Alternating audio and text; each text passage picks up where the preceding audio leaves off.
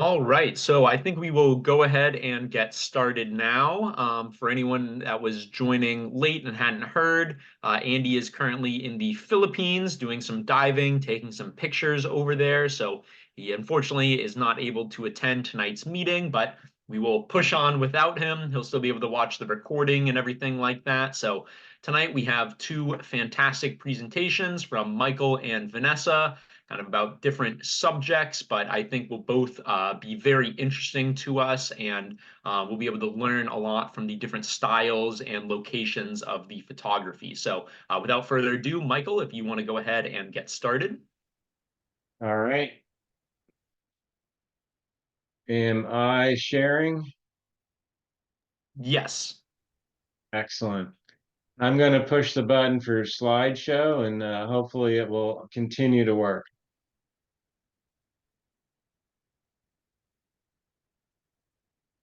All right. Can you still see it okay? Yes, looks perfect. All right. So my original talk was Nudibranchs, but I had some other good stuff. And of course, ironically, we talked about the Philippines last meeting, and then we're going to do Nudibranchs later this year. So um, I had to save a little bit. So there's a little bit more than just nudibranchs here, but hopefully you'll enjoy. Um, I'm not going to go over a great deal of this. I'm going to go very fast, but the Cipidan thing last time, or whatever, 2 times ago, talked Virginia and I into going there. So I think some of this is useful. So where is the Philippines? Where is Anilao? So real quick, the U.S. is on the right. Philippines is the arrow on the left. Uh, and zooming in, we went to the island of Luzon, which is where Manila is. You can see Manila there. And then Anilao is actually a little bit south of Manila. You can see the arrow. And again, the arrow is pointing to Mabini. And you can see Manila is going to be at the very top here. It's not labeled. Um, and then there's an island across. So that's where you dive. So you can see that island now zoomed in a little more on the bottom. And then you can see where we were, which is crystal blue with the pointer. So how do you get there real quick? Somehow you fly to Manila. Now you can go either east from here, which is across the Middle East, such as Turkish Air or Qatar, or you can go west through San Francisco or LA and fly something like Singapore or Philippines.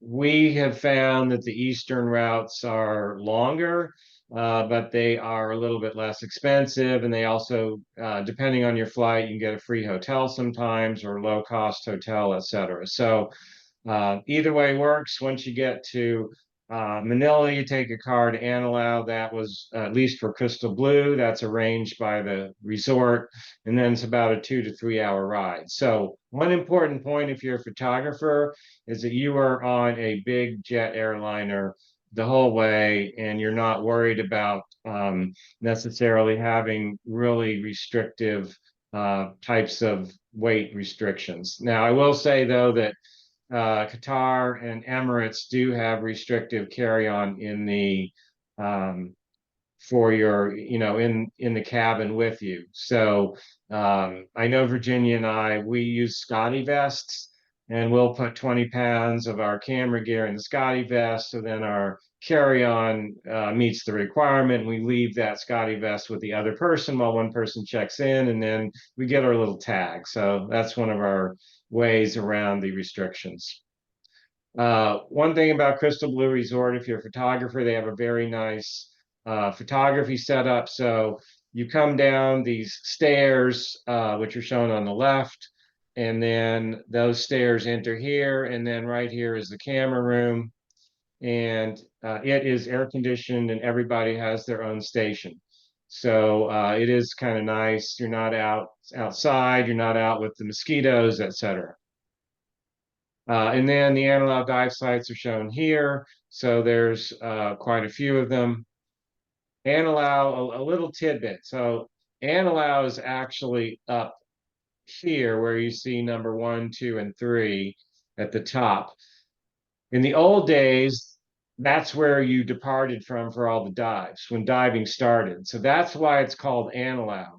These days, you're actually not in Anilao and you're not diving in Anilao. So if anybody gets confused about the names, that's how it's still called Anilao. It's historical, but it's actually, for the most part, not accurate.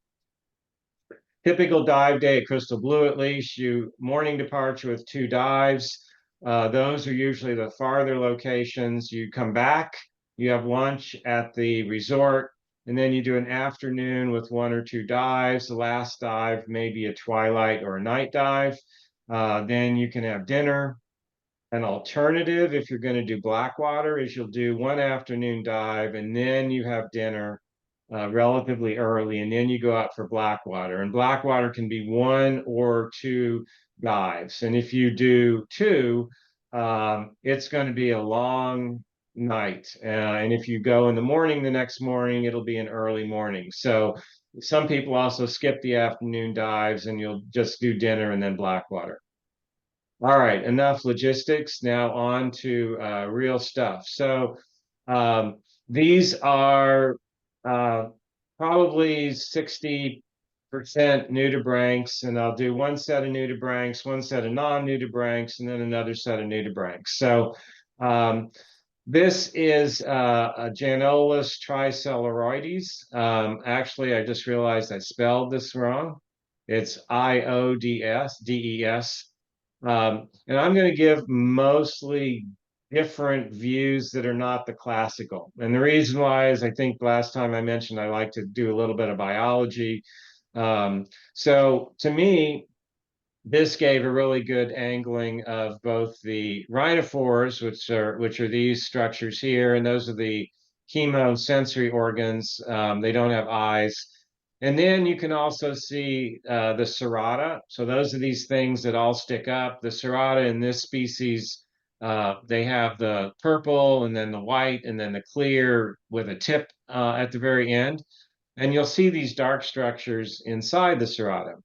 And so those are actually parts of their intestine. And so I thought this picture was quite interesting because not only can you see the rhinophores pretty well, but you can also see what's in the serrata. And that's actually not that common to be able to get that combination of shots. The thing on the top, the white crinkly thing, is called the carbuncle. This is not a structure that all nudibranchs have.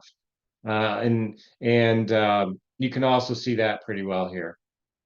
The hard thing about shooting this particular species is the carbuncle and some of the back is very white, and it's very easy to blow that out when you are shooting something like this.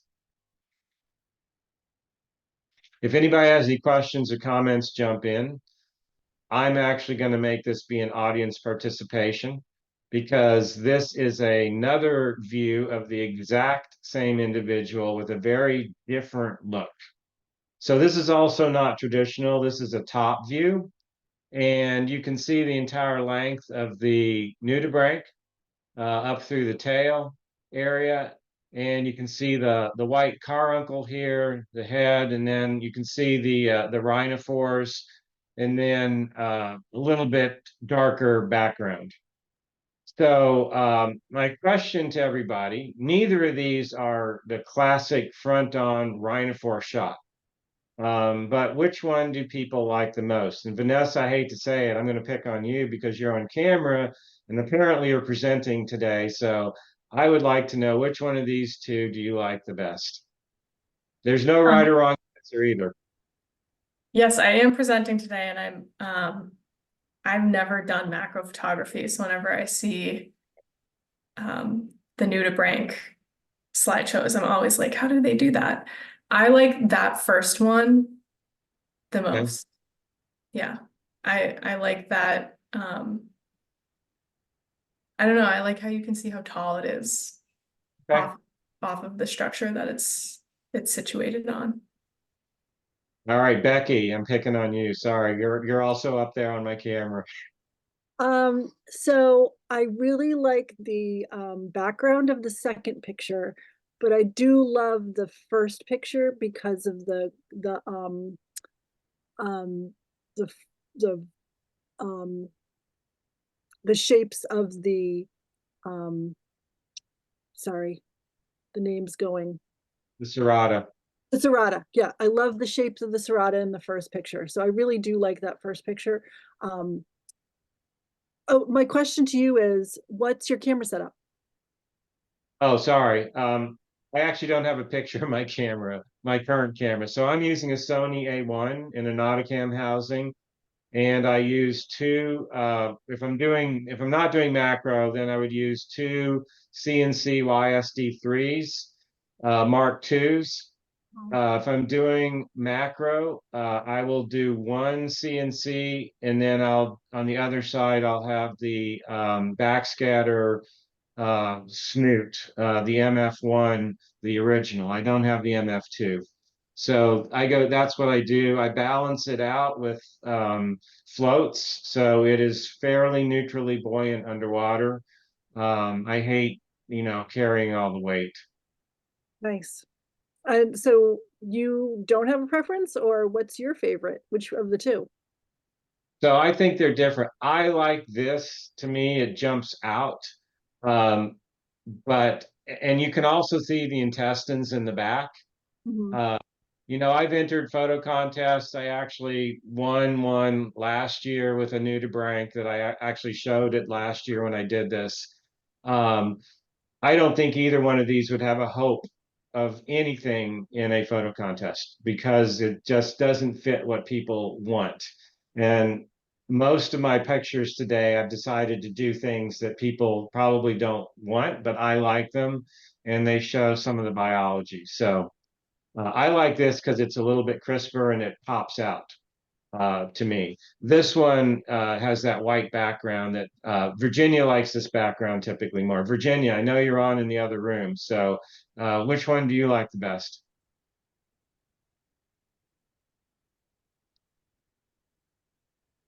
Virginia, you're on mute. I can hear you through the door, but you're on mute. All right. Apparently, Virginia's having technical issues, so we will move on. I want to tell you, I'd go with number two. Number two, okay. Number two, absolutely. I'm always interested in what other people think too. Yeah. So There you go. all right, so this is a side shot, and I like the side shot because I got the rhinophores in good focus. I got the nudibranch in okay focus. This is extremely small, so I had to zoom in a lot. So one of the good things is that the Sony A1 has over 50 megapixels, and so you can do a lot of zooming and still be okay. This is probably the limit of what I would think about doing.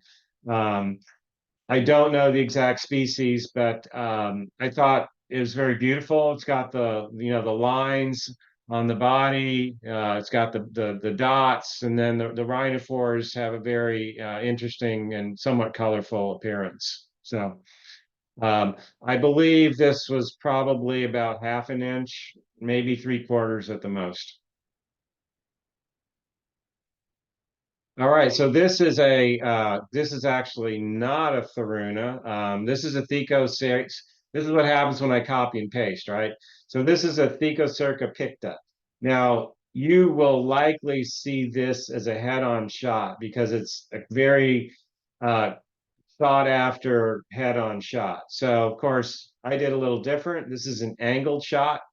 I really like this because the rhinophores stood out very well from the background.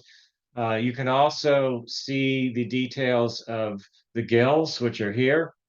You can also see that the gills have a little black on the outside part on this. You can see some of the structure of whatever this is. I don't actually know what it is, but you can see the other on the other side here. And it's got this thing that sticks out. I hate to tell you, I don't know what this is either. It's only on one side of the nudibranch. But I really think these guys are cool. And I like the background. I think the nudibranch stands out really well against this. So That's what I was trying to capture with this. This is more of a classic view.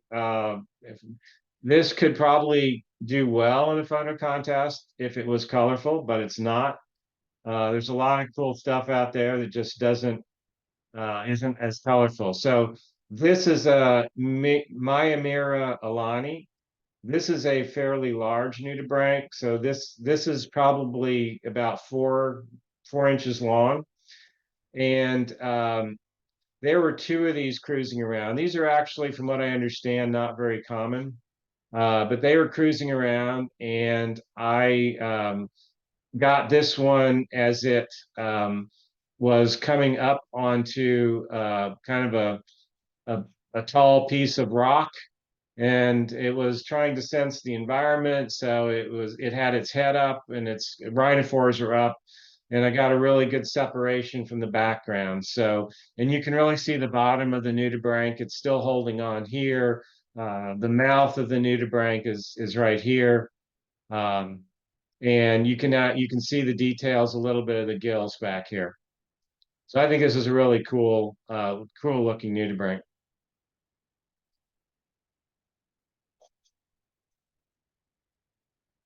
So I like to know what I'm looking at. So I'm going to give a little bit of how I try and figure things out. So,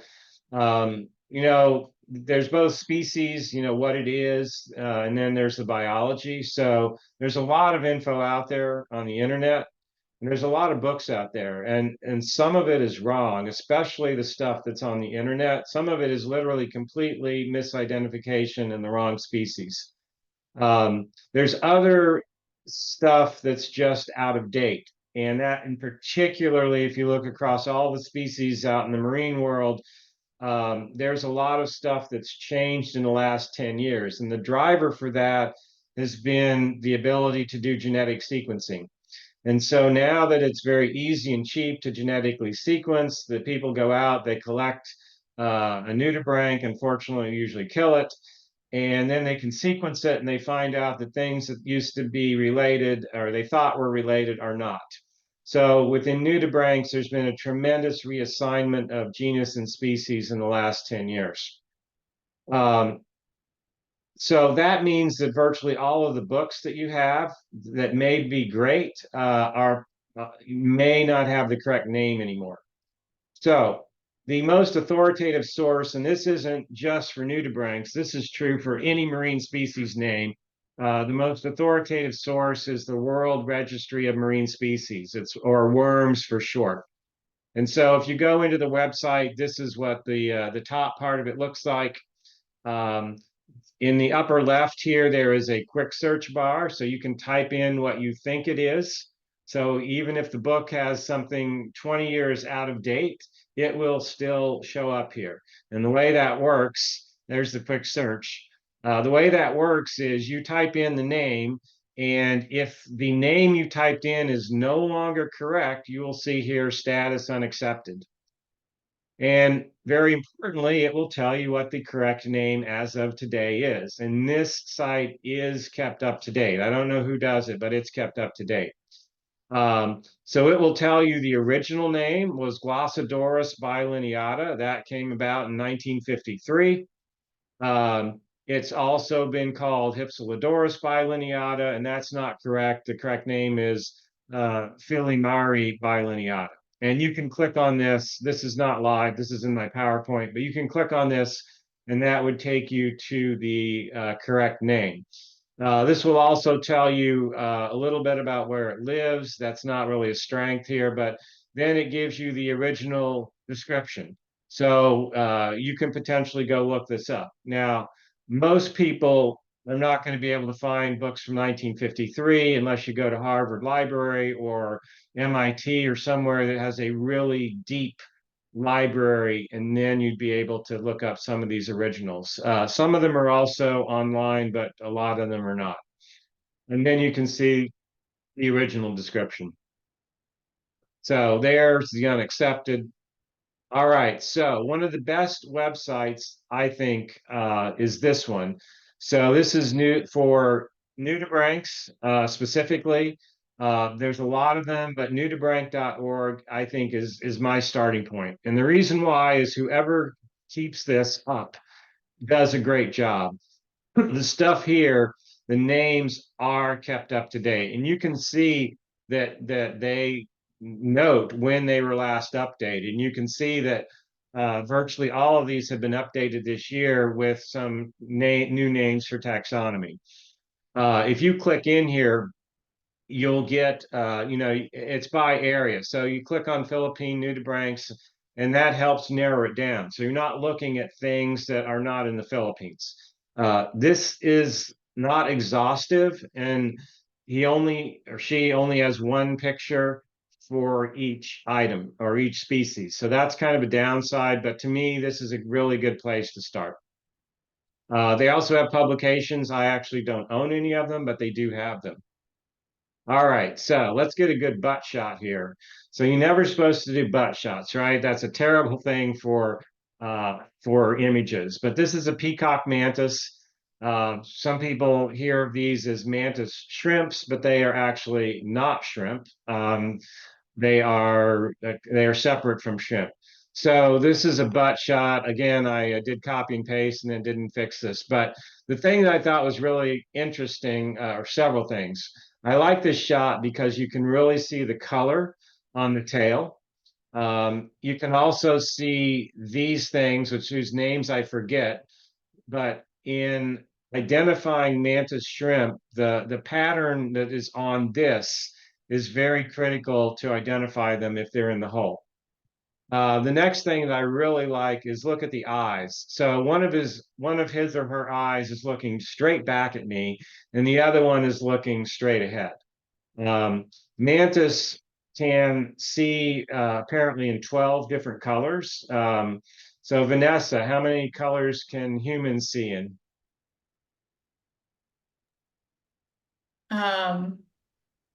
I don't know. All right.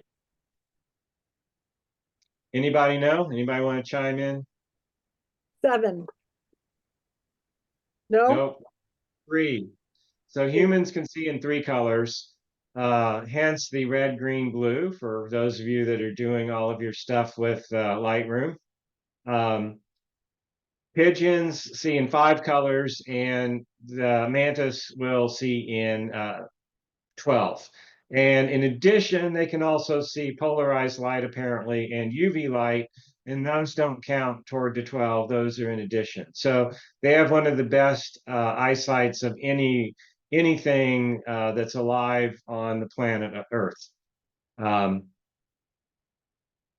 right, we're in the part of other stuff. So does anybody actually see this species? Virginia, have you joined yet? Are you back there? She said leave her alone. Okay, I'm not allowed to ask anymore. All right. So there is a cryptic sponge shrimp. It's in the center. I'm going to zoom in a second. But the eye of the shrimp is here, and the body is trickling off here to the right. And then the legs are right here. So it lives on this species of sponge, and it's specifically trying to hide and not be seen. So this is the exact same picture, just blown up. Actually, it's not the same picture. Sorry, it's the exact same creature in the exact same place. This animal did not move, but I just shot it closer. So you can see the eye here. You can see the front, and then the legs, and you can see how the pattern on the shrimp matches the sponge with the kind of reticulated white and red pattern, and then trickling off to the tail. So I think this is really cool. I don't know if anybody else does, but I do. All right, another really cool shrimp. So this is a cactus shrimp. It lives on this very specific species of coral, and it's designed to kind of blend in. Doesn't blend in as well as the sponge shrimp, but it has a very similar color. So I actually liked this picture for a couple of reasons. One is the antenna, I think that's what they're called, happened to really pop with this picture. And I don't actually know exactly how I did that. It wasn't necessarily intentional, but I will say I took about 20 pictures, and this is the only one where the antenna popped out. Then the other thing is you can see his little claws here. And then I think the coloration, the green on the coral was really interesting, and it kind of blends in with a little bit with the green that's on the shrimp. So I shot another one, and this was with a snoot. So I got a very nice black background, and again, got some separation. You can see the claw a little bit better. You can see the space in the claw. The legs in this one are a little bit better focused, but you can't see the antenna as well. So, Jim, I'm going to pick on you. Which one of these two do you like the best? As a photo, I like number 2 the best. As a wow, how did you find that? I like number 1 the best. Okay.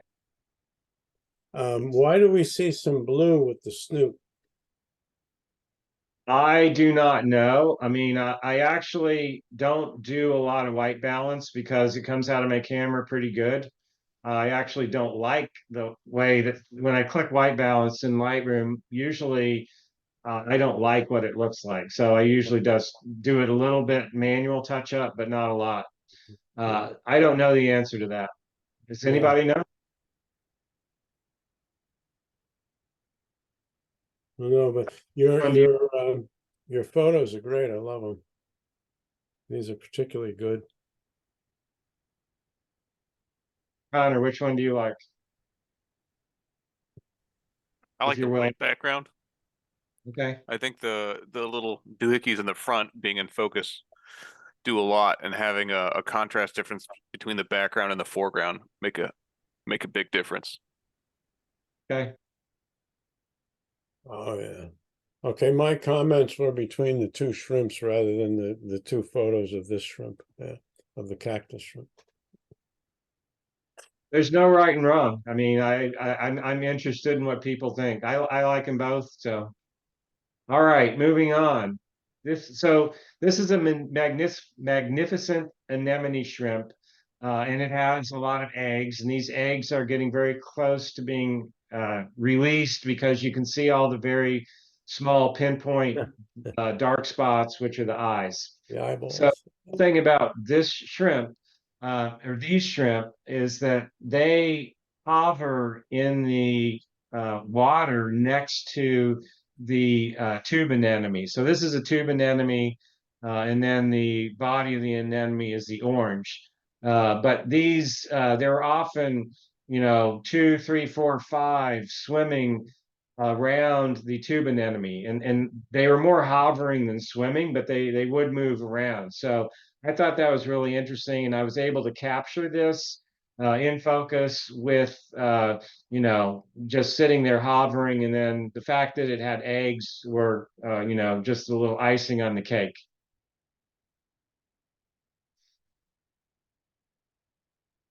This is a coral gall crab. Now this thing is probably about 2 millimeters, maybe 3 at the most. And I've tried to take their picture before, and I always find I blew them out.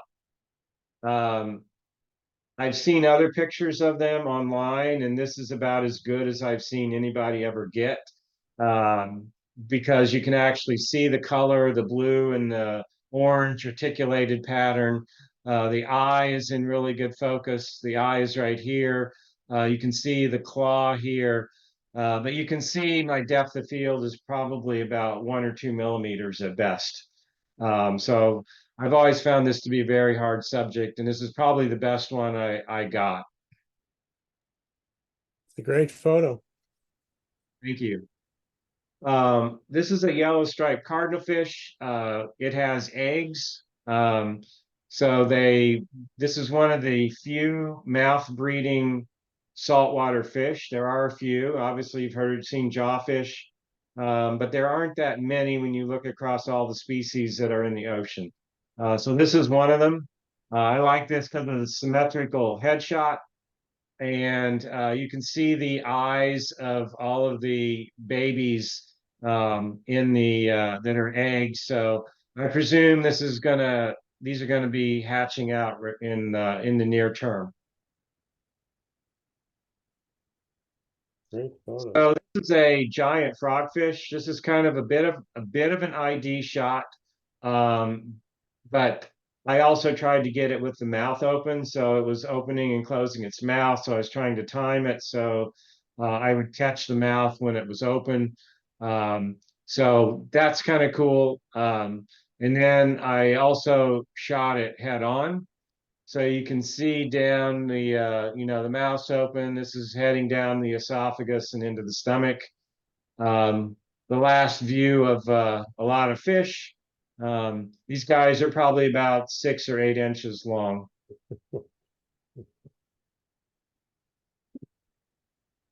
That's All another right. fish's nightmare. Yes. So this is a kind of a classic shot. This is an algae shrimp. These are probably 3/4 of an inch long. This one happens to have eggs as well. But the eyes are really cool. You can see the eye here. And they have this very starburst look with these red kind of hair-like structures. And this is normally, they surround the eye and they are kind of symmetrical like that. And then the back arches up and trickles off to the top. And then this individual's holding the eggs here underneath the abdomen. So that's version 1. This is version 2. So this is a view that I've never seen anybody shoot. And it was an accident, to be honest. But this is a head-on shot. And what you'll notice is the eyes actually stick out. So this is the right eye, this is the left eye. And the tail is up here, and then the eggs are a little bit out of focus. But you can actually see those structures that surround the eye, kind of that starburst appearance. But now you can see them in a completely different dimension. And if you look at this, you don't really get the feeling that the eyes are sticking out. But they actually, like many shrimp, the eyes do stick out to the sides.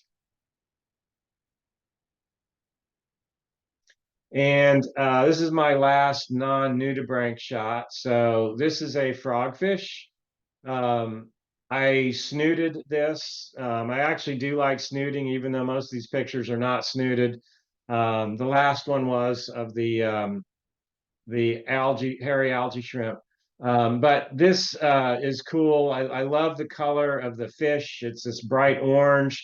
And then the eyes have this very green texture to them, or color to them.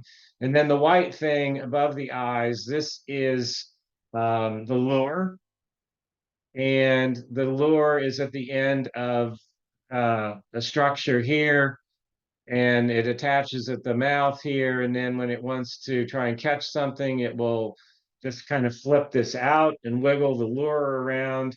And then something comes by, and then they do their eating motion. But I thought the symmetry here was just really cool. And again, I got a good black background. All right, on to some more nudibranchs, and then we'll wrap up. So this is Philidia vericosa.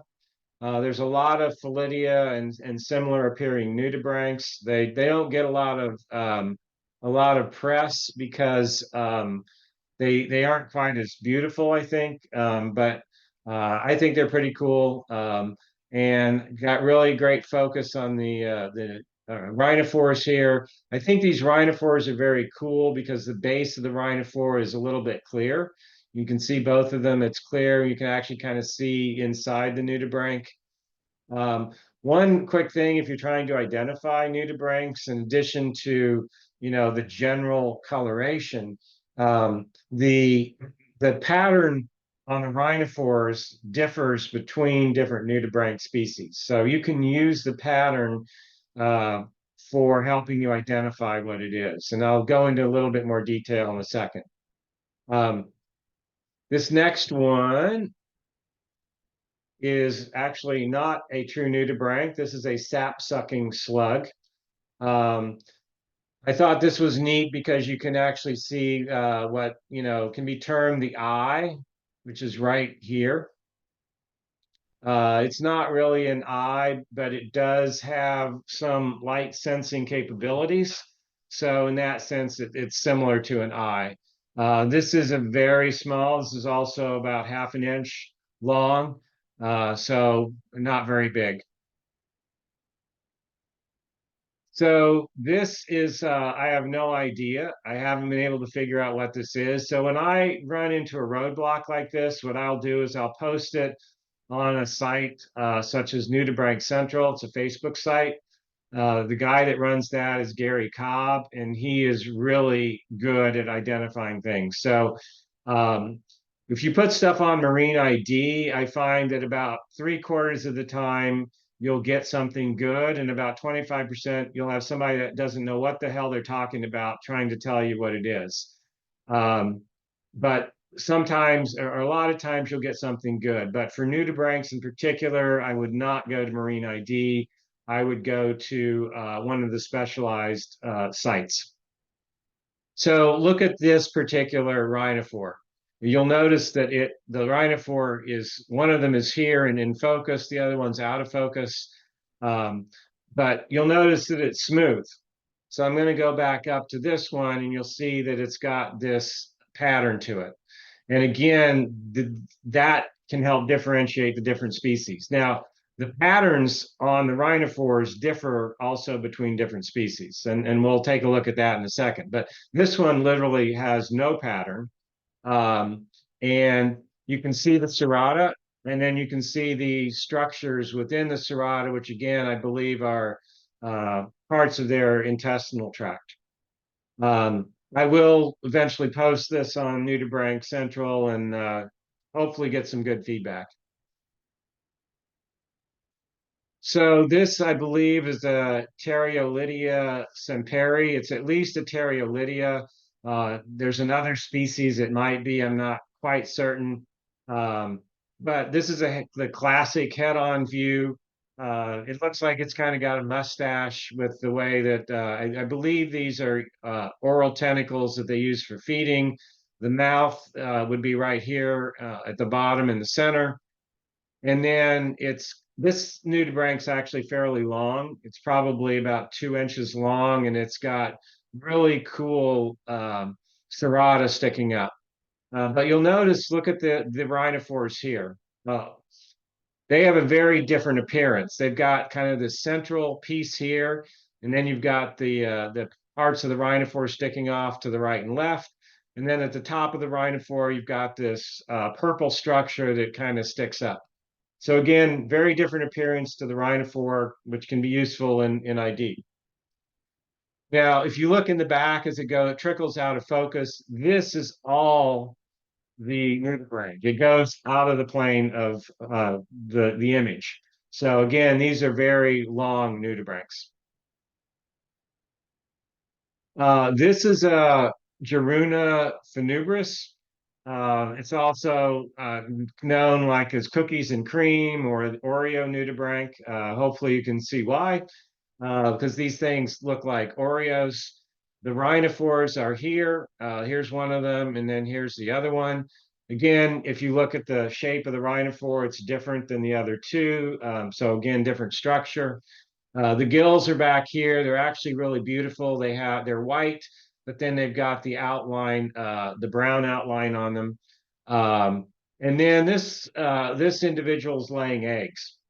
So this kind of invaginated structure, the white structure, and then there's another one right here. These are the eggs that are being laid by this particular species. And most of the nudibranchs, as far as I know, they have a similar appearance to their eggs. This kind of hair scrunchy type of appearance. And This is, I believe, a Ceratosoma species. I could not find it specifically. This is a classic head-on view. These are very large. These are probably about 4 inches long. Very good. Rhinophores, again, you can see that they have their own appearance. And then my last image here, I really love this species. This is a Vangus regius. This is a lateral shot. Again, not the classic, but I really think I'm not sure if these are what these are called, if these are serrata or called something else, but I think they are very cool. They've got a lot of structure to them. The rhinophores are here. So the rhinophores stick up and then they come out of these structures, and then you see that more typical rhinophore pattern. So again, very beautiful species. And I was able to get literally the whole thing in focus from the head up to the tail. So that's what I got. Any other questions or comments from people? I had a question. As soon as I get back there, here we go. Michael, the background with the snoot is very interesting because the frogfish that you showed really pops out that way. Is that taken during the day, and because the background's not exposed, it's all black? Could you explain that for just a moment? Yeah, so this was There you taken. go. Yeah. This is taken during the day, and the snoot will get this pretty black. So you want to have, you want to do your settings in a way that will get you a background that works. And then you're working with your strobe power, right? You can use a lower strobe power. I did not set this up in terms of these are not great settings for that. For snooting, if you will, you want to, if you want a black background, you'd want to pop your ISO to a lower number, because that will reduce any ambient Right. light getting through. Right. And you'd also want to have your speed to be, you can make that a little lower. The f-stop, my camera, or sorry, this lens goes to f22, so I've got this about as high as it'll go. All of that said, I found that I get a little bit crisper pictures when I shoot at a higher shutter speed. I know most people shoot at 1/160 or maybe 1/200, but I found that I just seem to get a little crisper. And the ISO, I probably just didn't remember to change it that much. So my camera does fine up to about ISO 800. So I don't really worry about that too much. But the original that came out in the daylight, this was fairly close to this. I did some Lightroom stuff. I did touch up the blacks and stuff and remove backscatter, but this is pretty close to the way it came out, at a high level. Very good. Thank you. Any other questions?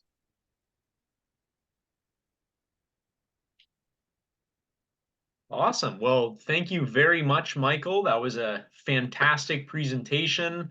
I personally come from a biology background, so I enjoyed a lot of those shots that you said, were not the conventional shots, but for ID, getting the whole body of the animal. I know my shots, I take a lot of those shots myself, not quite the same quality as you've been getting here, but I very much enjoyed that style of the photography because that's kind of where I am mentally a lot of the time when I'm taking pictures. So fantastic presentation and excellent pictures. Thank you. Thank you. All right. So next up, we will have Vanessa. Vanessa, are you all ready to go? Yes. Yep.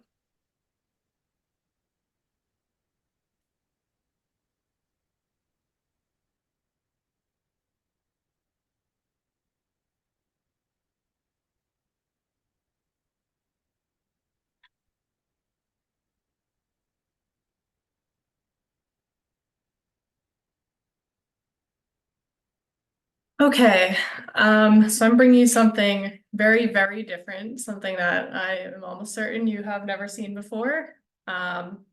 So I'm Vanessa. I'm the Senior Digital Media Specialist at the New England Aquarium in Boston. And as part of my job, I dive in the tanks and take photos.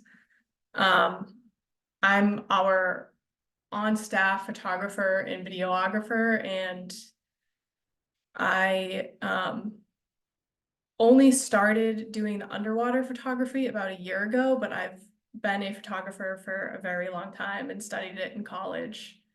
So I am pretty new to underwater photography, and my images I put from oldest to most recent, so you can kind of see the progression of me learning how to do underwater photography. So this is me with the French grunts in front of me. And just to start off, that's the Canon 5D Mark IV in a Nauticam housing with a Nauticam wide angle port lens and the Inon underwater strobes. And I'm starting off with our resident celebrity of the giant ocean tank. This is Myrtle, our green sea turtle. She's about 70 to 100 years old. We don't know for sure. And this is actually one of the very first pictures that I took with that setup. I didn't even know how to use the strobes yet, so you can see it's just all natural light. And I obviously, like I said, am a photographer and was a photographer going into this, but for some reason I really struggled with the settings, and I quickly found out that underwater photography is a lot different than on land photography.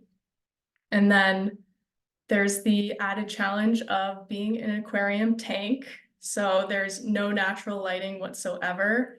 And the spaces aren't really made for me to stretch out and lay down or like navigate with that big camera.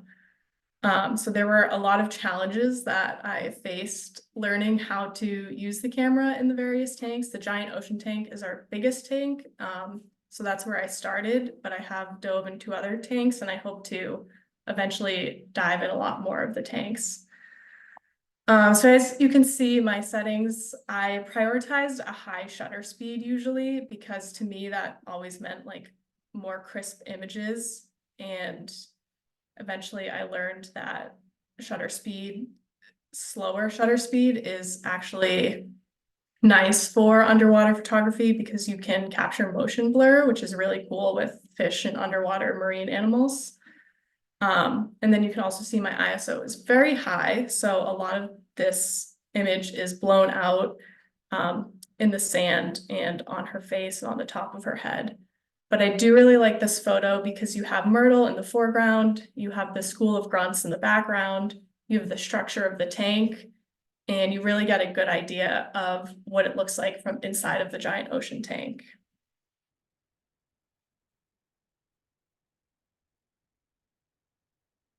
So here's a different angle of Myrtle. So kind of like what I was saying to Michael earlier, I don't do any macro photography because I don't have the setup for it. So I really utilize that kind of wide angle, almost fisheye look in this photo, and all of my photos utilize the wide angle. I really like this photo, and I enjoyed putting these two photos side by side because Myrtle looks so stoic and wise in this photo, and she kind of looks silly, almost like a little house pet in this photo. Her eyes look really far apart. Her nose she's got a little bump on it. And I think, again, to Michael's point that he was saying earlier, it's just a different angle of the same thing. So this was in the same dive. I still did not know how to use the strobes, so there's no strobes, but I learned how to do that pretty quickly after the first dive. I do like these sort of colors. They almost look like watercolors up here. And then you do get a little bit of the light from this artificial tank lighting, but the light breaking through the water. So I really liked a lot of the aspects of this photo. Obviously, there's a lot of backscatter, and that's really hard to avoid in any of the tanks because, again, they are all artificially lit and all the lights are coming from above.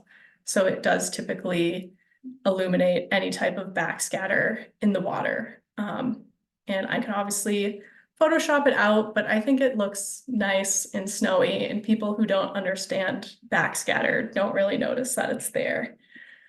Again, I'm prioritizing really high shutter speed. I hadn't learned yet the different shutter speeds, but I think it worked for this photo because she was swimming and in motion and looking back and forth, and I just so happened to capture her when she was looking at me. I lowered the ISO a little bit from my last photo, but as you can see, the top of her head is still blown out. So I like this photo a lot, but there's certainly aspects of it that I would do differently. I also have a really small aperture, and I think if I were to do this again, I probably would have used a larger aperture so that you can see more of her shoulders and her fins, because you get some really cool texture in there that you're kind of missing because it's all blurred out. So again, just another angle. This is a different day. I obviously learned how to use the strobes at this point. And I didn't intentionally make the background black. So when I saw this, I was really excited. And I never, even on land, practiced with doing black background photography. So I didn't realize until a few more dives in that it had to do with the angle that the strobes were pointed. And for those of you who do know, they were pointed slightly lower than my lens and pointed inwards towards it, but still illuminating Myrtle. And again, I just think the comparison, it looks like 3 different turtles and you just get a different perspective. I like this photo a lot because you can actually really see the details of her face. You can see the colors, you can see the colors of her eyes. I did Photoshop out the little bump that she has on her nose because we typically don't like to show that in our marketing material. So a lot of what I shoot is for our marketing and communications department, and a lot of it has to be functional for things that we print out or exhibit spaces or social media or our website. So this actually worked out really great because I have all of this negative space where you can put text, you can put links. So a lot of the times when I'm shooting, I'm being intentional about leaving negative space because I know I'm going to use this on a member card or something like that. So this is another giant ocean tank celebrity. This is Thomas the green moray eel. He's not like most moray eels. He's very, very friendly. I've even seen him get bottle fed by some of our divers because he is just like a giant puppy dog. And I have seen this shot done before a lot in underwater photography, the kind of straight on. I even saw it kind of in Michael's shot with the fish that had the eggs brooding in its mouth. And I really liked this angle. He opens and closes his mouth as moray eels do. So I just kind of floated in the water column until he opened his mouth. The thing that I don't like about this photo is that you can't see inside of his mouth. I would have really liked to see his 2 sets of jaws. I haven't tried to recreate this photo because he doesn't really hang out in this spot. It was kind of rare that I was able to capture him there. But overall, I like the photo a lot. I like how you can see the texture of his face, even the texture of his eyes. And he looks very ominous and scary, which is totally not him. And again, just a different perspective. Thomas didn't move. I just moved around him because he has a very iconic, charismatic moray eel smile. And you can kind of see the inside of his mouth. He doesn't have very daunting teeth. And he just looks like a Sesame Street character in this, which is more so what he is like, and not as much like that. So I kind of took this photo multiple times, and as I was swimming there, I saw that there were fish swimming in the background, and I really wanted to capture this. These are look downs. They swim really, really fast. So I spent almost the rest of this dive just trying to capture this shot where the look downs are in the background. They're blurred out so you can't see them, but you can kind of get the sense of what they are. And Thomas is in the background looking happy, and you kind of get the sense of the diversity in the giant ocean tank. Again, looking at my settings, I'm still prioritizing that really high shutter speed at this point. A smaller aperture, which works for this because Thomas is kind of all on one focus plane where his body is turned like perpendicular to me. And then I cranked down the ISO a lot because I noticed that I was blowing out the look downs in the background. So again, I took this photo multiple times because especially these look downs are really hard to photograph. They just turn into little mirrors when you point a flash at them. So it took a lot of trial and error to get this photo, but I am really happy with the way it came out. Yeah, that's a good photo. I like it. Thank you. Yeah, he's Yeah, I like it. Yeah, I like he- the composition and the blur of the fish in the back. I mean, it's an aquarium photo. yeah, exactly. And Very, very good. Yeah, very good. Yeah. thank you. That's kind of like I was saying, the goal is always to just get a photo that we can use for marketing material, and this is a really great photo for that. Absolutely. So moving on, we are no longer in the giant ocean tank. We are in the shark and ray touch tank, where we have multiple species of small walking sharks as well as stingrays. There's about, if you've been to the aquarium and you've been to the touch tank, then you know there's about 3 feet of water in this exhibit, and I was scuba diving with a tank on my back. So I didn't get a ton of good photos from this shoot because I had just never dove in a setting like that. It would have been much better if I had just snorkeled, which is not allowed per dive safety officer rules. But I really like the shot of the epaulet shark. If this was in the wild, I think it would be a great shot to showcase their environment in the mangroves. This obviously isn't in the wild. These are artificial mangroves. Nevertheless, it still likes to hang out in the mangroves, and it does exhibit, this photo shows a little bit about like the habitat that epaulet sharks like. Again, with the texture, I just love this shot in particular. If I zoomed into it, which I didn't, you can really see the texture of the skin of the shark. There's so much texture in that eyeball. And I also really like how bright this photo is. Up until this point, I had only been taking photos in the giant ocean tank. And as you can see, I still cranked up the shutter speed, but I had a much larger aperture, and I had to put the ISO to my lowest possible ISO, which was 100. And I love how bright this photo looks because, again, it was just 3 feet of water, and there is a little bit of natural lighting in this exhibit as well as the artificial exhibit lighting. So it just came out nice and bright, and I hadn't experienced my photos like that before, so I was really excited about that. So now we're back in the giant ocean tank, and this is a photo that I really love for obvious reasons. It's this is our loggerhead sea turtle, Carolina, and she's in the process of eating what we call a squid taco, which is a squid stuffed with capelin and probably some sort of medication that she takes. And I love this photo, but I hate the way it's cropped. I don't like that her fin is cut off. I don't like that her back fin is cut off. I don't like that the diver is cut off in a weird way. It's also just kind of framed awkwardly.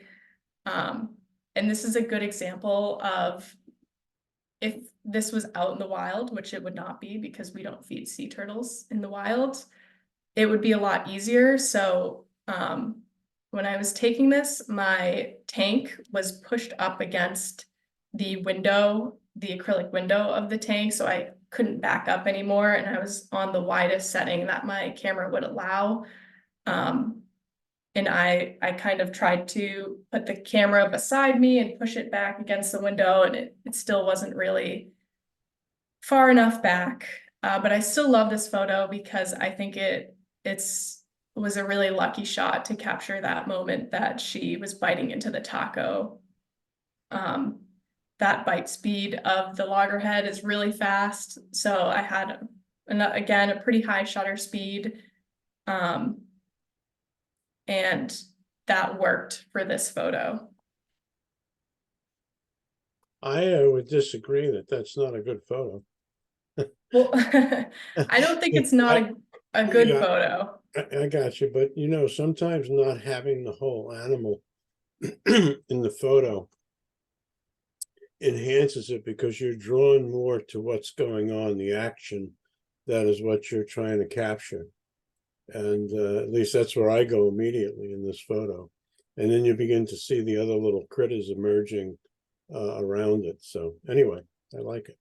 Well, I appreciate that. I do like this photo a lot. If I didn't like it, I wouldn't include it. But I just felt like the fins were cut off in an awkward spot, and I wanted to either see less of them or more of them.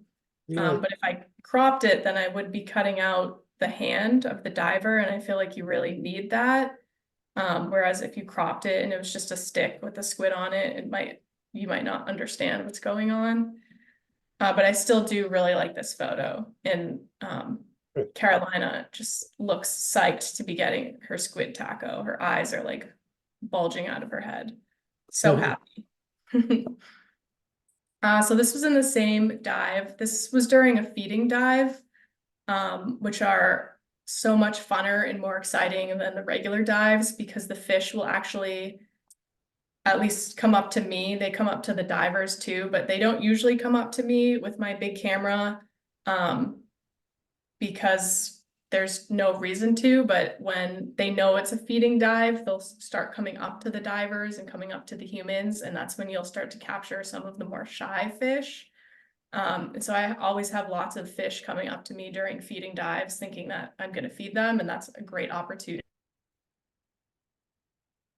Stingrays and Couno rays whacking me in the head because they like to do that too, and things biting my hair. So it's also very challenging in that way.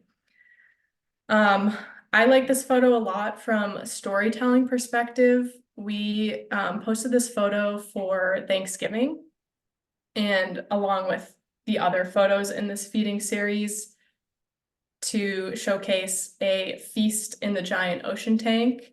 And that's Pod, our puffer. She's also a extremely popular giant ocean tank member, especially amongst aquarium staff, but I'd say our visitors know Pod pretty well too. And a well-known fact is that Pod loves peas. And I just like this photo because you can see really clearly the diver is holding the squeeze bottle with the peas. Pod is coming up to it. He's about to take a big bite of it. You can see our diver Chris in the background, and you even get a little bit of the aquarium logo, which again is good for our purpose, for our marketing. I was really surprised how well his face was illuminated and how there was no reflection on his mask. I'm not sure how that happened, but I like the way it came out. And I think there's many layers to this photo too. You have the foreground with Pod and her peas, you have the background with Chris, and then even behind him, you have this nice school of fish that's blurred out. But you get many layers, and you can kind of see there's a feeding frenzy going on. Especially again with all of the backscatter, that's all fish debris, because they have lots of squeeze bottles, and they'll squeeze mice and shrimp in there, and then they'll feed regular fish. So there's always lots of debris during feeding dives, which does make it difficult, but I don't mind it. And I think most people who aren't a photographer or an underwater photographer don't get bothered by backscatter as much as underwater photographers do. So this was my turning point when, as you can see, I finally lowered my shutter speed to below 1/125th of a second. That was the first time I ever did that for underwater photography, because I always thought anything lower than that and I would yield a blurry photo. That's obviously not the case with this. It's really crisp. This is Carolina, again, her underside. And I love the colors, the textures. I also love that the circle of the lights, the structure of the tank. I think this is a really good aquarium shot. Again, that could be used for marketing material with words up here and over here. And this is really the turning point of where I started to focus more on my settings and be very intentional with everything that I was shooting. I took an underwater photography workshop with Jake Stout, who some of you might know. And one of the first things he said to me when critiquing my photos was that I was not being intentional. And he was right. And I realized that he was right, that I wasn't really focusing on how I was framing as I was taking the shot. I wasn't focusing on what's in the background. Does it make the background more exciting? Does it not add anything to the photo? Should I move so that the background is different? Should I move so that the angle is better for the animal? So I really started focusing on that as well as my settings. And that probably all seems really obvious to some of you, but being only a year into underwater photography, having that epiphany was really a turning point for me. And I like this photo a lot. One of the first things that they tell you when you're learning to dive in the giant ocean tank is that if you're ascending, you should always be looking up, because chances are there's a turtle swimming over you. And I looked up and there was a turtle swimming over me as I was ascending. So I shot up and I took the picture. And it's a huge rule that you really have to drill into your head, because I've bonked my head on the turtles and it hurts, and they're also blind, so they can't see you, so they won't move out of the way. So that was a really important lesson that I learned, is to look up. Next, I just really like this fish. So again, I had a lower shutter speed, that 1/60th of a second, a slightly larger aperture. And I just really like the queen triggerfish. She's a really beautiful fish.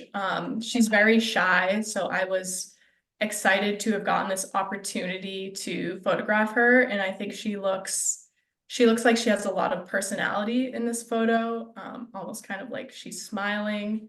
I love how you can see that one little tooth that she has there. She has 4 of them, but you can see that one, and it's just so cute.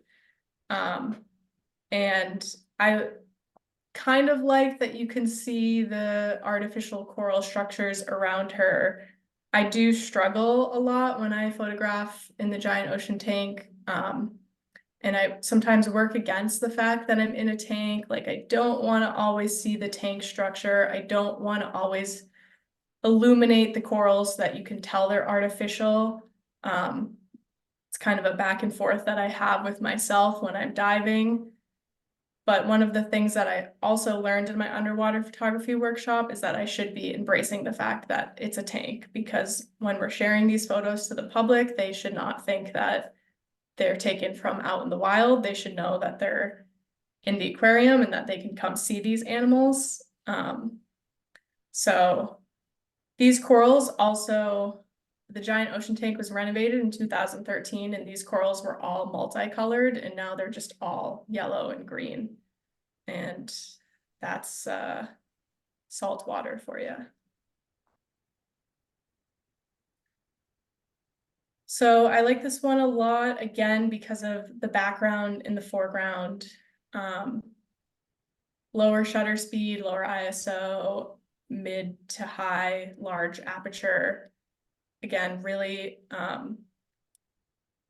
liking the 1/60th of a second. I hadn't quite discovered motion blur yet, which I'll get to shortly, but I just think the colors of Myrtle are so great, and you really get the detail of those look downs. This was a super challenging photo because, like I said earlier, the look downs are just like mirrors. They reflect the strobe light, so it was a balance of trying to get enough light to illuminate Myrtle, but not so much light that I was blowing out the look downs. And I got kind of a happy medium. Obviously, there's still parts that are overexposed that I wish weren't, but I wanted to be able to illuminate Myrtle as much as I could. Right.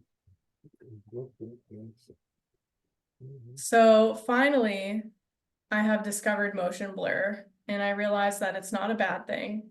So I have a very slow shutter speed, 1/4 of a second. I've now made my aperture very large, which I have not done in the past, and kind of like a mid ISO. And I feel like my camera does well up to 1600 for ISO. 1600 gets a little bit grainy, but usually it's okay up until that point. I am hoping that we can use this photo on one of our New England Aquarium magazines, which we put out monthly. I'm not sure if that will ever happen, but to me, this just looks like a magazine cover. And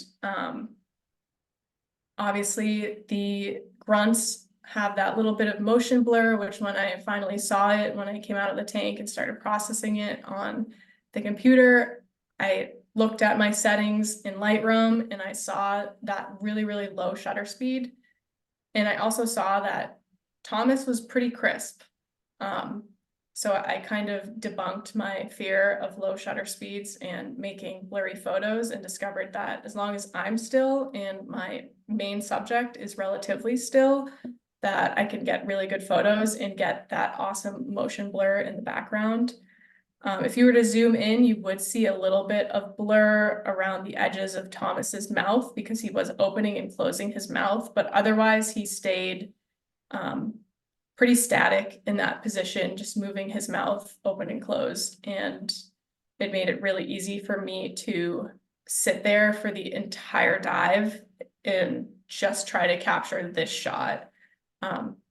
So this image composition is the only composition that I focused on for the entire 45 minutes. And I came out with probably about 2 photos that I really liked. And that's another asset to being a photographer in the aquarium, is that I always know what to expect, and I kind of have unlimited time to play around. You know, I'm not paying for the air in the tank. So, and they are totally open to having me dive any day of the week as much as I want. It's a really great setup. And this was one of the first times that I held my camera set up vertically. So instead of holding it like this, I had it like that. And I realized that that is just not conventional at all, especially where you're holding it vertically. I was trying to almost push it up against the floor of the giant ocean tank, and I do have a strobe that's attached to that side that's being pressed up against the floor. So it was really, really awkward. And I actually, after my dive, had a diver who was diving with me come up to me, and he told me that his stomach dropped when he saw me in that position, because he thought something bad happened, because I was just laying flat out on the floor with my head rested on the ground trying to get this shot.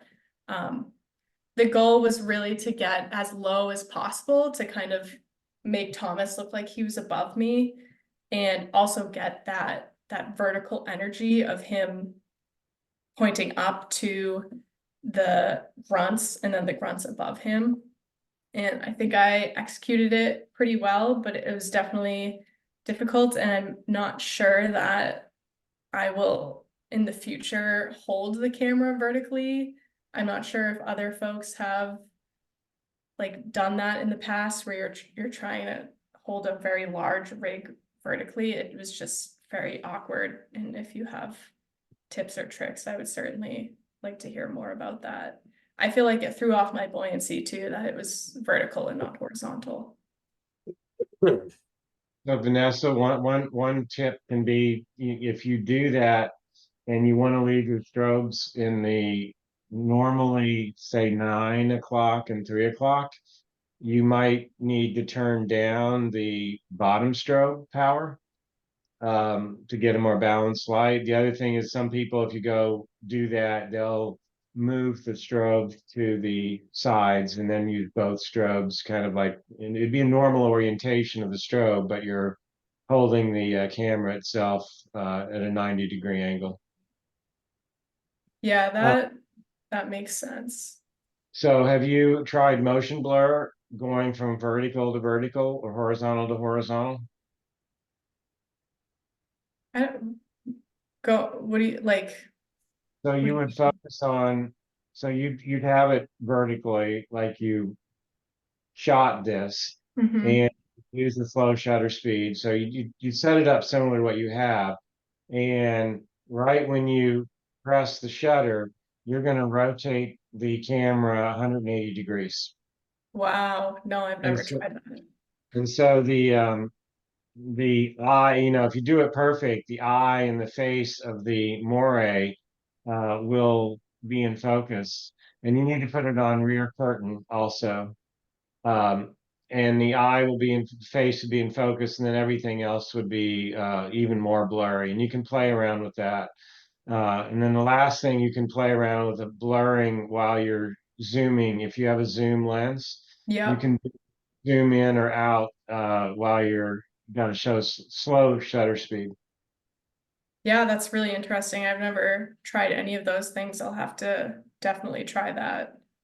Um, I have tried like moving with an animal at the same speed as it to try to blur the background and get the animal crisp. That still hasn't worked for me.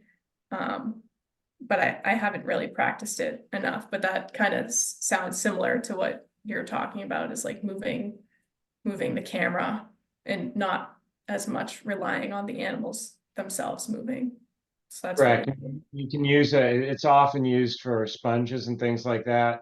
So if you're looking down on a small cluster of the what are they called? The stovepipe sponge. I don't have the right name, but the ones that are long, elongate. So you get 3 or 4 of them, and they've got like 1 or 2 inch.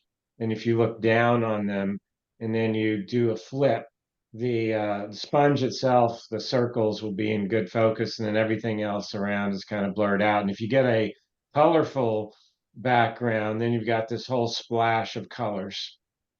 Yeah, that sounds really cool. I'll definitely have to test that out. Thank you.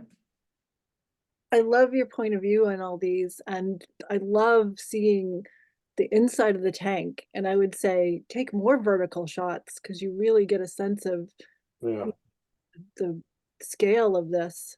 yeah. Yeah, I have taken a few more vertical shots since this one. This one was just really challenging because I was on the ground. When I'm just in the water column, it is a lot easier, and you do get that sense of how many stories the giant ocean tank is when you see how many windows are stacked up on top of each other.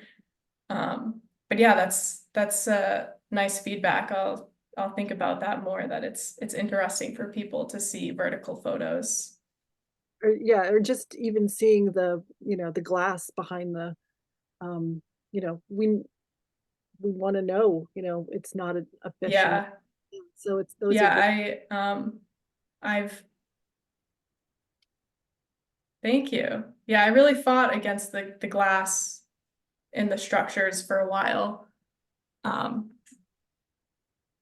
But I started to embrace it, and now I think it provides a lot of like natural leading lines. And so for this, they're all going right down to Thomas, and they're also traveling with the grunts. So I think Well, I've been learning to use it to my advantage instead of just trying to make it disappear completely. Hi, this is Asla. I don't think we met. Hi. I have a suggest or like comment for the previous photo. Unless you did it on purpose, which might be the case, the motion blur on the fish, they look like they suggest like they swim backwards. And that's because if I'm not a wide angle photographer, so like if I'm saying anything wrong, please correct me. But like if you put so there are two options for the flash. You can flash it like front, like just when the shutter opens, or when it closes. So if you do it when it opens, the blur happens afterwards. So you have the other way setting. So if you change it to like the flash goes just before the shutter closes, then like the crisp will be like at the end point, and you'll have the streak of the fish flowing through. Did it make sense? It does, and I know exactly what you're talking about, and I wasn't gonna say anything about it unless somebody brought it up. I don't know much about this, and I don't know how true it is. In the underwater photography workshop that I took, I was told that Canon cameras will do that, and that maybe it was Sony does the opposite, and that it's actually it has There is no option to change that? that's what I was told. I've never explored that, but I obviously, yes. Okay, can I don't know. see I have that Nikon, the- so I don't know Nikon has No, yeah, an option, but it, yeah. it could be. I have two Sonys, and I can tell you that you can set it for front curtain or rear curtain. You remember when I was talking to you to do the, flip the camera and stuff? I said put it on rear curtain. Yeah, I guess I have to explore Rear that curtain, more. yeah. My instructor in the course told me that is like a Canon manufacturing thing, that it would be, this is front curtain, right? Front curtain is normal. That's what everybody normally would shoot at if This is rear you curtain. flow stuff. So that'll be kind of your baseline setting, most likely. I have a Canon, but I don't use it underwater, so I never really looked at the settings on it. Yeah, that's something certainly that I should explore more. I just never did because I was told that it has to do with the brand of camera, that the Canon camera is not capable of doing it the other way. So I'll have to investigate that a little bit more. I'm glad you brought it up. I mean, if that's the case, like that's the reason, like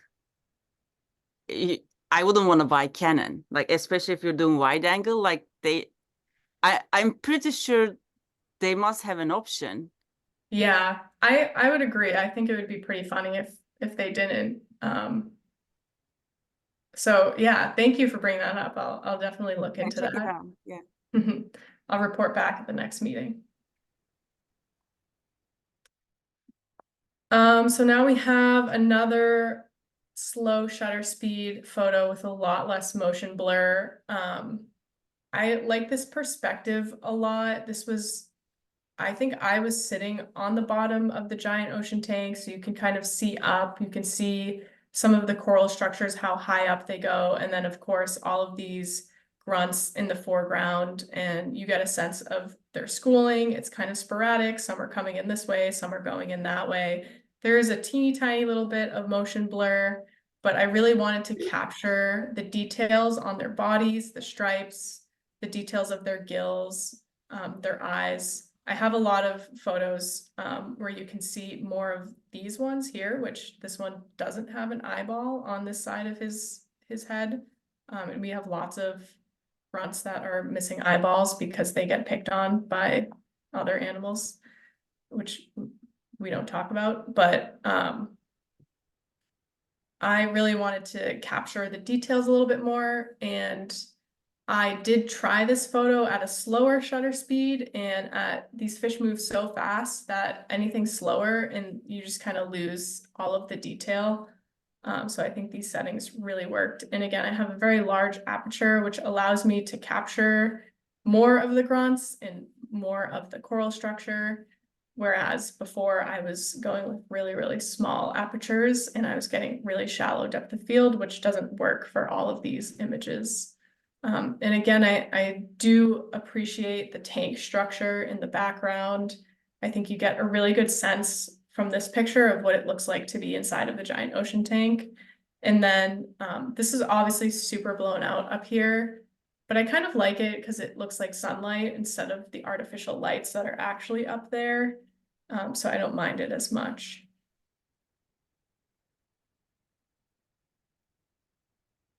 This is definitely one of my favorite photos. I set out to capture this photo on many dives and did not succeed, kind of getting the face of the cow nose ray with the movement of the wings. And as you can see, I have a really slow shutter speed, 1/8 of a second, a larger aperture, so this cow nose ray isn't blurred out as much, and I like that there's a third fish here, so it creates this line that's like really satisfying to the eye, or at least satisfying to my eye. There is blur here that makes the photo look a little bit less crisp, so I am still on a mission to get this photo even better. But I think this is exactly what I was hoping for. You get the little smiley face on the bottom, some of the gills, little eyeball there, really good detail on the nose of the cow nose ray, and then that flapping motion. I just love that motion blur. And I, again, really started to experiment with motion blur and use it to my advantage. Not to mention that I realized slower shutter speeds look better in the giant ocean tank as opposed to the faster ones. The more time the light has to come in just makes the artificial light not look as harsh. I also like when I get these little features here. I'm not sure what this is. I think it's a reflection from one of the lights that are above the water, but I always love to get those little painterly kind of watercolor-like things in my images that are usually caused by artificial light.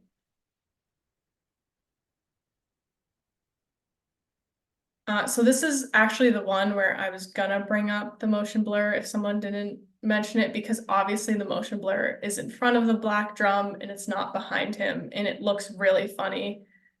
So I'm glad that someone brought it up. But this is Toronto, our black drum. He's a really fun subject. He's got a nice beard, and you can see again a lot of texture in the face, texture in the body, and you really get a good sense of the space that he lives in, the windows, how big the giant ocean tank is. It looks a lot smaller from the outside, so I really like to take these photos to show people how big it actually is. You get some schooling fish in the background, and I think this photo just demonstrates the kind of diverse, bustling environment that is inside of the giant ocean tank. I have a little bit of a faster shutter speed than what I was experimenting with because Toronto swims really fast. But he's great because he does swim right up to the camera and then he turns at the last minute. So he always makes for a great subject. He's very, very much a photogenic fish. I just checked quickly. Canon does have they say most Canons have second shutter, that's what they call it. Okay. Second shutter for shutter speeds longer than 1/30. So Okay. but like faster shutters, I guess it doesn't have. They only allow first shutter. Yeah, so maybe that's what he meant.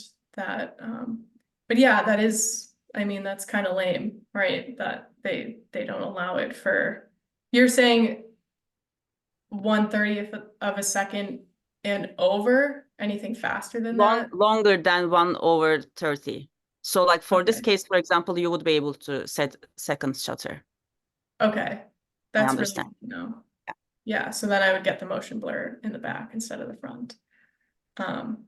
Yeah, because it definitely looks very funny like that, and I've noticed that on all of my photos, so it's a helpful trick.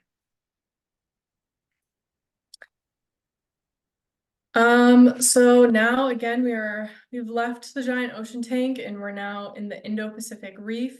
If you've been to the New England Aquarium, you know that is a tiny exhibit. It's not as shallow as the Shark and Ray touch tank, but it is extremely narrow, so I don't have enough room to expand my arms from the back of the tank to the glass or to the window in the front. So that was a really tricky space for me to navigate, and it took 2 dives for me to even get anything usable, because it's also an extremely different environment than what I'm used to shooting in. So in the giant ocean tank, all of the subjects are much larger, or they're in large schools. And I was used to dealing with large subjects and not these teeny tiny little fish. This is a blue cheek butterfly fish and a blue ring angelfish. And obviously they're enlarged in this photo, but they really are like pretty tiny. And they're extremely fast, faster than the grunts, faster than the look downs. So I had a lot of challenges in shooting in this tank, and I didn't get anything usable really out of my first dive. So this is from my second dive. Also, my strobes died in my first dive. If anybody has tips for, I guess, knowing when your strobes are going to die other than taking the batteries out each time and checking them, that would be helpful too, because that has happened to me a few times. And maybe if I count the number of dives in between them dying, that would be helpful. But if anybody has experienced that adversity, I'd love to get I some. charge every time. You charge it every time. Okay. Wow. Yeah, I mean, maybe because if I go in, my strobes don't work, it's not a waste for me because I can just go in the next day. So maybe that's why I'm so lackadaisical about it. But that is a very good point. I just leave the batteries in and just wait for them to die. So, but yeah, my strobes died in the first dive, and I really needed them in order to capture that fast motion. I love this photo because the angelfish looks almost ghostly, and this is just like a really great, almost portrait photo of this butterfly fish. I also like this blurred fish in the background. These were photos that I shot for a post that we made about World Art Day. So in this tank, there's a tank called a Picasso triggerfish, which I did eventually get a photo of. He was very shy. But we also realized that a lot of the photos that came out of this tank just looked like a painting, especially with multiple fish shooting around. So this is my last photo. This is from that same tank. And this is a schooling bannerfish with multiple other fish around it. You've got lots of motion blur. Now that we mentioned it, it just would look so much cooler if the motion blur was behind them, but I'll definitely have to utilize that strobe trick. And I think this photo is super informative about this environment that the fish is living in. It's meant to mimic a diverse coral reef environment. There's a lot of colorful fish. This exhibit is a lot newer, so you can see the colorful artificial reef hasn't been bleached by the salt water yet, which is really nice as opposed to the giant ocean tank. You can also see the reef structure is here, and the window where it ends is right here. This was a really narrow space to try to squeeze in. And this, for this tank, so actually, I think I'm wrong. The window is here. This is actually my hookah line, because in this tank, I was actually able to have the tank outside of the exhibit, so I didn't have to have the oxygen on my back, and I could just breathe from a hookah line. And that worked really well, and I think I'll try that next time in the smaller exhibits. But I think this photo really demonstrates what the Indo-Pacific reef exhibit looks like, with all of the fish in the background, kind of bustling, a lot of diversity, very busy. And again, slow shutter speed. I made my aperture really large, a lower ISO, and I like the way this photo came out a lot. That's all. Excellent. Thank you very much. Does anyone have any questions? What's the water Yeah. temperature in these various tanks? What was that? What's the water temperature in the various tanks? So the giant ocean tank and the Indo-Pacific both fluctuate between 72 and 76. It depends on, we get all of our water from Boston Harbor, so it depends on the temperature of the harbor water, but it fluctuates in between there. So brutally cold from my perspective. Okay. It's I mean, That's it sounds so warm. I freeze to warm. death by the end of the dive, especially in the Indo-Pacific reef, where you're not going deep. So I'll be in there for over an hour and I'll come out and my lips will be blue and I'll be shivering in 74-degree water. Hmm. Thanks for a nice tour of the aquarium. Yeah, I really like the structure in the photos, and the photo that you took vertically, I think captured it the best. yeah, I know it's a unique experience to be in there and to be able to photograph inside of there. And next up, I hope this summer to be diving in marine mammal exhibits, so with sea lions and harbor seals. And I also haven't been into the penguin exhibit with that thing, so hopefully I can come up with a lot more diverse content that's not just fish. I've just been spending the last year kind of getting my bearings as with carrying that really large Nauticam, because it is large. But hopefully I can come back again with some new exhibit photos for you guys. Which Canon do you have? The Canon 5D Mark IV.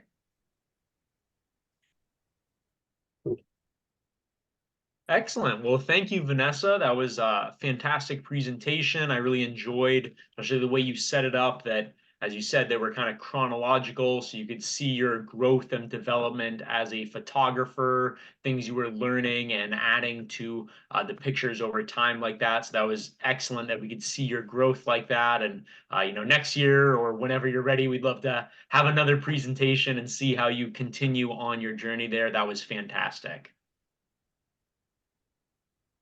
All right. Well, that is it for tonight. Big thank you to Michael and Vanessa for their presentations tonight.